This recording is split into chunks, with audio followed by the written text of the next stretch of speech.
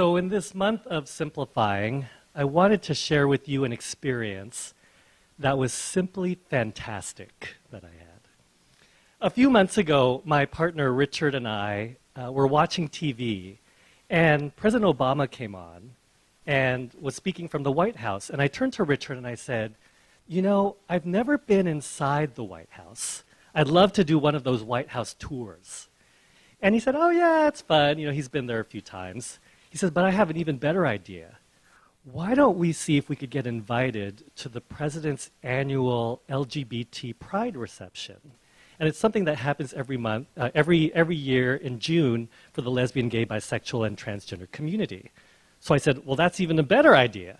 And so we knew somebody that used to work at the White House. We crafted an email. We said who we were, why we wanted to go, and then we sent it off. And then we didn't hear anything. And that is until Wednesday, June 8th. So on that day, I actually happened to be visiting my mom in Fremont, which is in the San Francisco Bay Area. Richard was in Texas at a conference. So on that Wednesday early morning, he calls me and he says, did you get the email? And I said, no. And so I went to my laptop, opened it up, and there was this email from the White House. And I said, wow.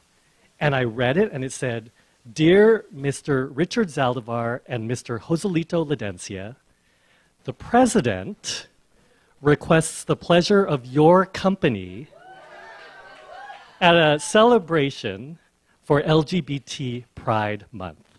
I said, wow. Whoa, here it is. And then I kept on reading, and the reception is happening on Thursday, June 9th at 2 p.m. And then my heart sank because here it was reading this email, Wednesday, June 8th, and the reception was happening the very next day, Thursday, June 9th. And so Richard and I started talking and said, well, what do we do? And then apparently they had sent us an invitation that we never got.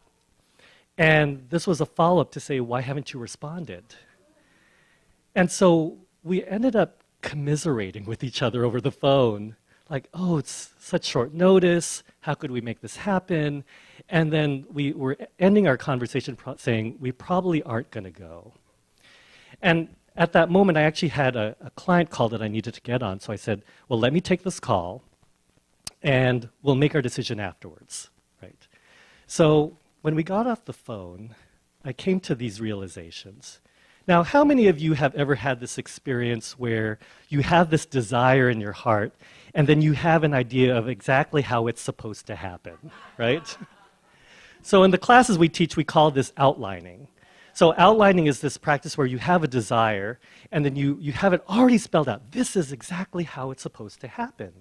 And so here I realized I had been outlining this experience. Like, I was supposed to get this invitation a while ago, and I had outlined that it was supposed to, then we would make our plans, get our plane tickets, find our hotel, make a whole big week of it, and that didn't happen. And what happens when you outline is that we start to constrict spirit itself. Because spirit is saying, here it is, but because it doesn't fit into what we think is supposed to happen, I was ready to toss it out the window. And then I realized I was playing this other game too. It's called the yeah, but game. The yeah, but game. Yeah, I want to go to the White House, but it's such short notice. Yeah, I want to go, but it costs too much money probably. Yeah, I want to go, but I'm in San Francisco, and Richard is in Texas, and this thing is tomorrow in Washington, D.C. How are we going to make it happen? And so here's this yeah, but game that I was playing, and when we play this yeah, but game, it's sending mixed signals into the universe. Because you're saying, yeah, I want to go, I believe in possibility, but I don't think it's going to happen. And so then we cancel out whatever our desire is. And so then I realized what I needed to do was go into prayer. And in prayer and asking for guidance, because that's what we do as practitioners, right? We go into prayer and we want to know and reveal what the spiritual truth is. And I realized a lot of the angst that I was feeling was because I was living and operating from the realm of facts and conditions, what was in front of me, limitations. And that what I needed to do was to raise my own awareness, my own consciousness. And here it was, Spirit was saying, this is what I want to give to you. This is what you asked for. Here it is. And so the gift then was choice. It's very simple. In spiritual consciousness, the choice is very simple. Do you want to go or not? And so I finished my call and I called back Richard. And we both came to the same conclusion. Let's go. And so what things happen when we get that kind of clarity. And so Richard ended up changing his flight from Texas to LA and went from Texas to Washington, D.C. that night. I took my flight back from San Francisco to Los Angeles. I went home. I got a couple suits, some shirts, some ties, lots of different options. And then I went back to Los Angeles Airport, caught a red-eye flight midnight that night, and got into Washington, D.C. the next morning at 8 a.m. And let me tell you, the reception was fantastic. Fantastic. Because, here we were, after going through multiple levels of security, I remember that moment when we reached the doors of the White House that I've seen so many times on TV. And we opened the door and walked in. And there was music, tons of people, all this food and drink that we could have. And then, yes, we did get to meet the president, shake his hand, take some pictures. It was a really honorable and blessing of an experience. And the thing that I really learned is, there is such a thing as simplicity when we put our attention on Spirit. That Spirit really does move and flow in its divine and perfect way. And what we do sometimes is we try to constrict it. We try to box in this infinite presence to fit into how we think it's supposed to look like, rather than trusting and allowing that when we say yes to what's in our heart, then it actually all can unfold beautifully. In God, all things really truly are possible. It is that spiritually simple. And so with that, I invite you to take out your affirmation cards. And I'm going to read the affirmation for this month once, and I'll ask us to repeat it twice.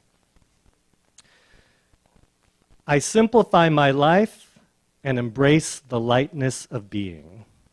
Now repeat after me. I simplify my life and embrace the lightness of being. One more time.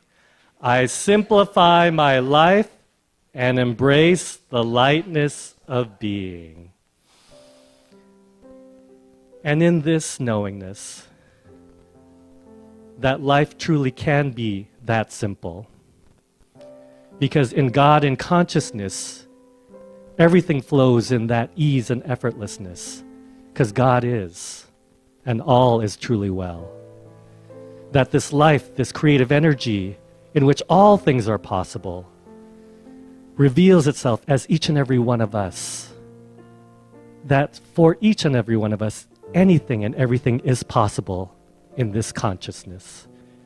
And so I speak my word this day for each and every person here, each and every person online, knowing that there is a simplicity of spirit unfolding, that there is a goodness, a joy that is revealing itself this day.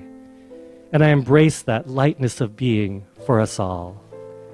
And for that, I give thanks, boundless thanks for the way that Spirit always says yes. And so I release my word into the perfect activity of love and law, knowing it's done and done well. With that, I simply let it all be, and so it is.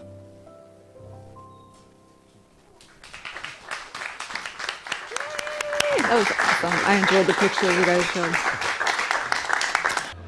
I'm screaming, I can't do it, I won't do it, they can't make me do it, I can't. I'm screaming and crying and yelling. And then I got in the car and I went and James, and he showed me it was simple. I was just making it complicated.